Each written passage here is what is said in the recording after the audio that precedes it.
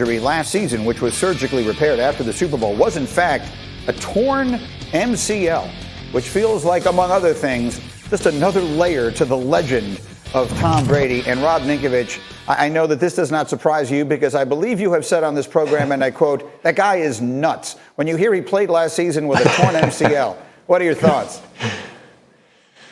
Yeah, I mean, look, he's tapped. I mean, here, this is one thing I would say. He is, number one, very tough. So don't question Tom's toughness. He's a very tough guy. And I know Bart has played against him, so he can understand this.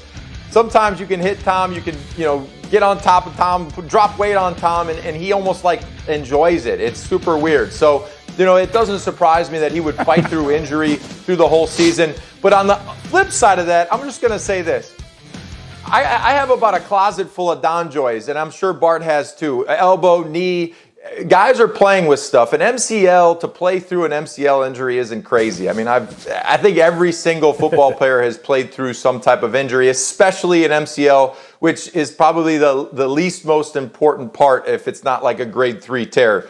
Grade 1, grade 2, you put a tape job on it, you put your DonJoy brace on, and you go play football. That's what everybody does. So Tom, playing through injury, yes, very tough, but a lot of people play through injuries. Everybody being the relative term that it is. But yes, you and Bart Scott both would fall into that category. You said the exact same thing to me in the break. Exactly. It's almost like Ninkovich was right here in the room with us, ear hustling, right? It's different degrees, but, the urban legend continues to grow for Tom Brady. Sure. Next they're going to tell me he played with acid reflux, an upset stomach, and a splinter in his thumb the entire season. But it's all good. Like, he's a tough guy. Listen, he enjoys it, not as much as I enjoy hitting him, but, he enjoys it as well. He's a tough guy, but this is nothing to see here. So this is...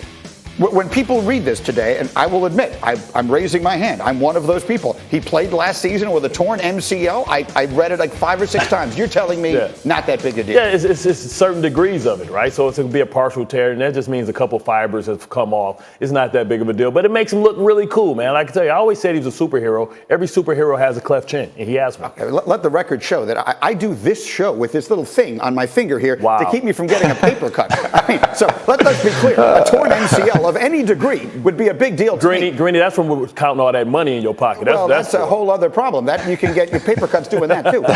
Jeremy Fowler, quickly, will the league have any thoughts on this? He played a whole year with an MCL and we never heard about it? Greeny, no thoughts yet because this wasn't a legendary story inside Tampa Bay's locker room. Tom Brady did not advertise this at all. I spoke to some sources who said all we knew is that Brady was going to get surgery after the season. So this wasn't something that he talked about. He begrudgingly took veteran days off during the year. So they knew he could function and be fine during the season, and he's been moving really well this offseason ever since. All right, we'll see. He should be healthier. He should be more comfortable.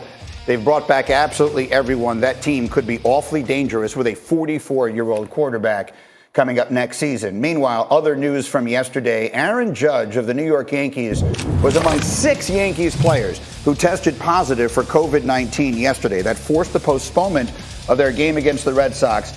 It left other players on the American League All-Star team undergoing testing to ensure they didn't also contract the virus.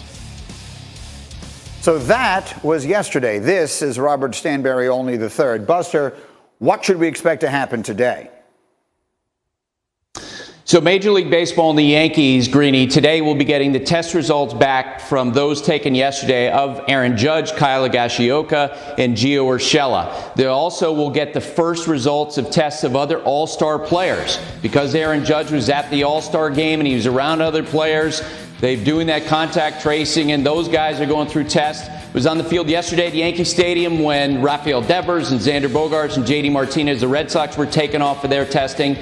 And with that information, Major League Baseball will have a fuller context of exactly what the situation is with the Yankees and maybe the Red Sox, and they'll make a decision about whether or not they'll play today's game and the rest of the series. All right, so all that feels very much like it hangs in the balance at the moment. In the meantime, as we sit 2 weeks away from the trade deadline, Buster, how would you describe what is at stake for the Yankees right now? It's remarkable to think that as Brian Cashman, their general manager Aaron Boone, were driving home last night, they were going to be potentially, in all probability, without their best player for most of the next 2 weeks. Aaron Judge Guy had 21 homers, 375 on base percentage. They have to assume that if, in fact, his test comes back positive from yesterday, that he will not be available to them.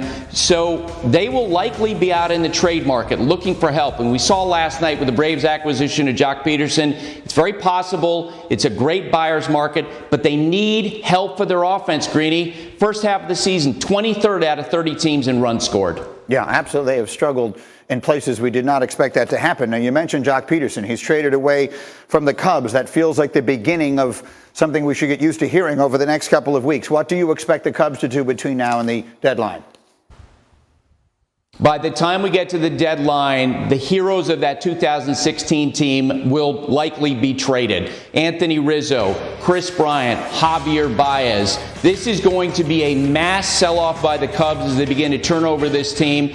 And look, the Cubs are a buffet table for any contending team. And that's why other clubs are calling them to ask not only about those players, but the likes of Craig Kimbrell, their closer. You're going to see mass change, and you're going to see guys who were October heroes just 5 years ago wearing other uniforms the day after the All-Star trade deadline. Yeah, in many cases, 5 years feels like a long time. In this case, it feels like just yesterday. And so, Buster, I remember we were talking on the radio at the time when they were winning that World Series. This was the beginning of a dynasty. That's the way it felt with all this extraordinarily young talent. If indeed they do ship all these guys off now, what's the right way to remember this era of Cubs baseball? Greeny, I don't think the joy of that 2016 championship will ever go away for Cubs fans. You know that. You're married to a Cubs fan. But there's no doubt about it. In 20 years, as one member of that team told me last week, you will have players on this team look back and ask the question, why didn't we accomplish more? Why didn't we win another championship? Why didn't we get close again? And it's something that I think is going to hang over these players as they move on into retirement.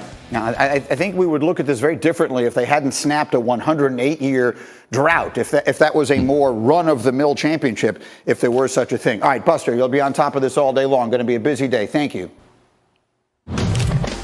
Meanwhile, as we continue, Giannis blocking Ayton, the Bucks.